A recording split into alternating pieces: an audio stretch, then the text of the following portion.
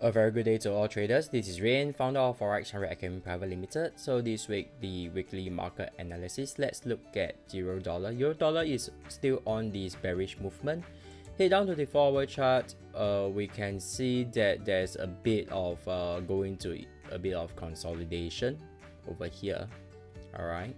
So the resistance has been resisted. Then the market starts to go down.